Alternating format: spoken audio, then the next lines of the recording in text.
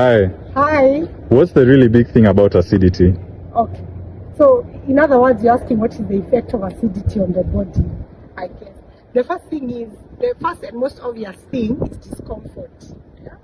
It can even cause pain, and the digestive process doesn't go on well. There's diarrhea in some cases, or both diarrhea and vomiting. And just in the cases of flatulence, the person who is suffering from this is not comfortable being around people because of the noises from the stomach, and you never know what might happen. But more important than that is that when somebody has acidity, it also means that their body is acidic. Because the acid in the digestive system will soon spread all over. Now, when somebody has an acidic body, it means that that body is very favorable environment for disease. Not diseases of all kinds, or colds, flus. I mean, just think of it, and an acidic body is a body that encourages illness. Now, the worst of which is cancer. Cancer cells flourish and are encouraged to grow and proliferate in an acidic environment. So that is why it is very important to try to get rid of acidity, I don't know, when you're trying to get rid of something very important. Yeah, because then if somebody is eating acidic food or is having acidity, it means that if we all have cancer cells, by the way, we all have cancerous cells, but it's just that they're in a dormant state. If we have acidity, it means that should one of them decide to attack, it will grow even more. So what should we do? We should try to foster alkalinity in the body by eating alkaline foods. And those foods are usually the natural ones. The processed foods are always acidic, by the way.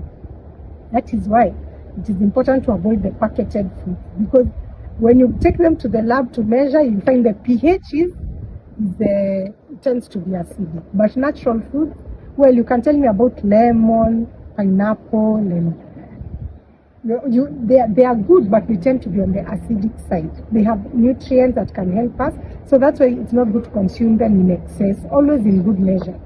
But things like pumpkin and arrowroots, ndomas, ngwashes, butternut, avocado especially, really contributes to lowering the acidity of the body.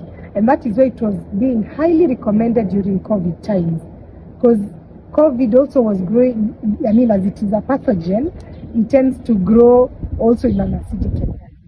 So please look out for natural foods because they increase alkalinity in the body, and avoid acidic processed foods because processed foods tend to be very acidic.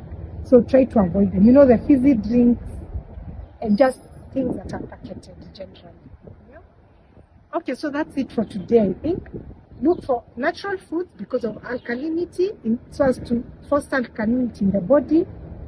An alkaline body is one that the immunity is functioning at tip-top and it can fight disease very easily.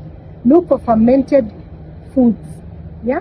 Things like fermented milk, which has lactic acid, which is very related to longevity. Yeah? That lactic acid, it has a very long bacteria. The scientific name is very long, and that bacteria really fosters health and can determine the length of life. Yeah?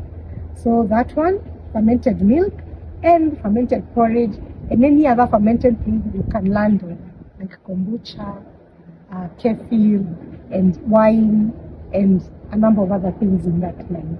So yeah, there you have it for today. See you.